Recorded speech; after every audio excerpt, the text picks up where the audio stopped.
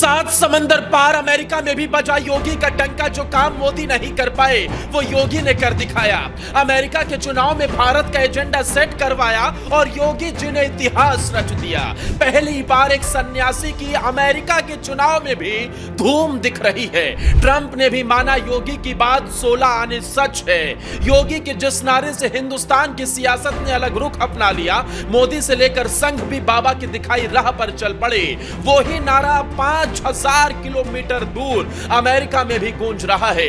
योगी की किस बात का खुलेआम ट्रंप समर्थन कर रहे हैं और कैसे पूरी दुनिया के लिए योगी की एक बात अब ग्लोबल एजेंडा बन गई है। अरे ये हिंदू शेर ही आगे चलकर पूरी दुनिया में भारत का परचम लहराएगा और हिंदुस्तान को विश्व गुरु बनाएगा। जब एक हिंदुस्तानी शेर सीना तान कर हिंदुस्तान की ताकत अमेरिका में दिखाएगा, तब दुनिया कहेगी योगी जी आप महान हैं। योगी की किस बात के समर्थन में ट्रंप खुलेआम खड़े हो गए हैं और कह रहे हैं योगी जी ने जो कहा है वो डंके की चोट पर बिल्कुल सही है। लेकिन दोस्तों, पहले मुझे जरा एक बात बताइए। इस वक्त अमेरिका में राष्ट्रपति के चुनाव चल रहे हैं, लेकिन भारत में भी 2 राज्यों समेत यूपी में 9 सीटों पर उपचुनाव होने हैं।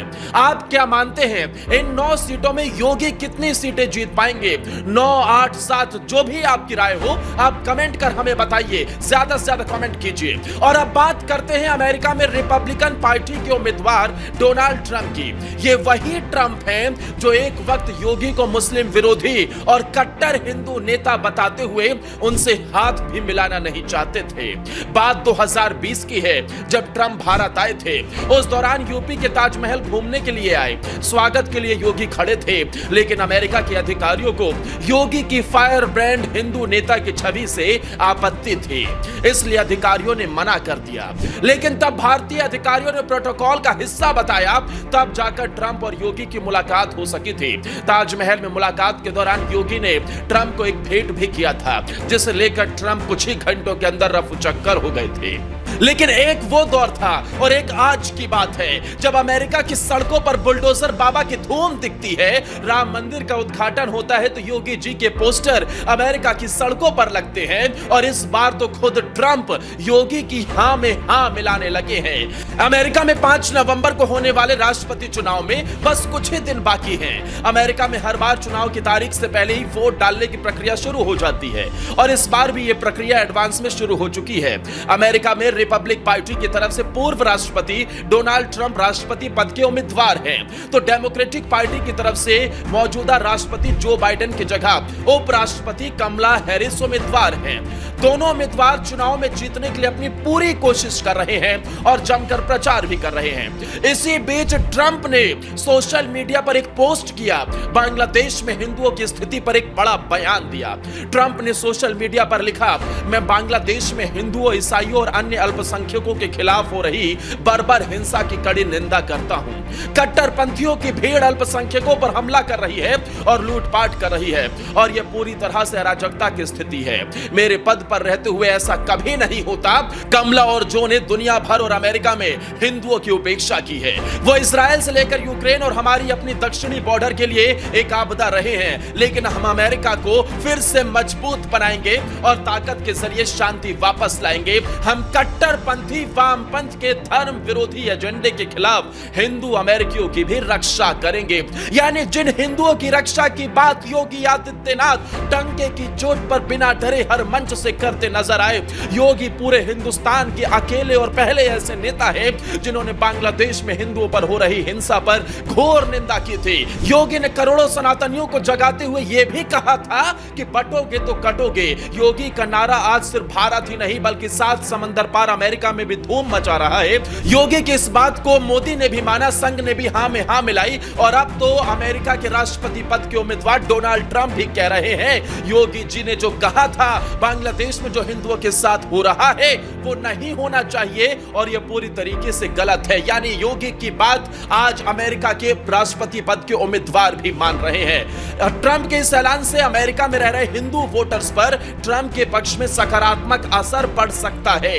ट्रंप के भारत और पीएम मोदी से पार्टनरशिप मजबूत करने की बात से बड़ी संख्या में हिंदू वोटर्स उनके पक्ष में जा सकते हैं।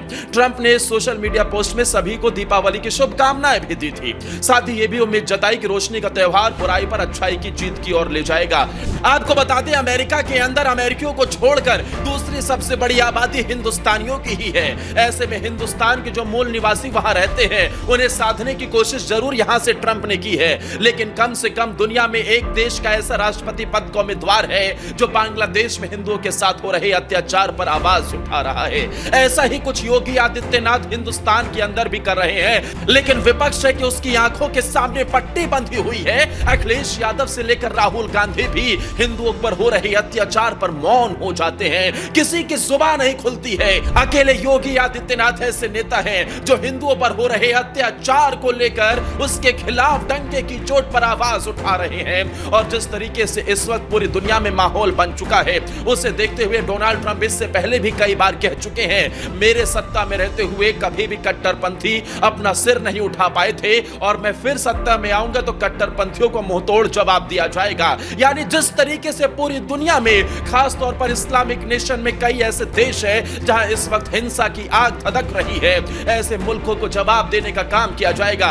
कुल मिलाकर अमेरिका में रह रहे भारतीयों को साधने के प्रयास से भी इसे देखा जा रहा है। कुल मिलाकर अमेरिका में रह रहे भारतीयों को साधने के प्रयास से भी डोनाल्ड ट्रंप का यह बयान देखा जा रहा है। लेकिन ट्रंप हमेशा अमेरिका फर्स्ट की बात करते हैं, लेकिन जिस तरीके से योगी और मोदी हिंदुस्तान में भारत को सर्वप्रथम बताते हैं, उसी एजेंडे पर पूर्व राष्ट्रपति डोनाल्ड ट्रंप की पार्टी भी चलती है।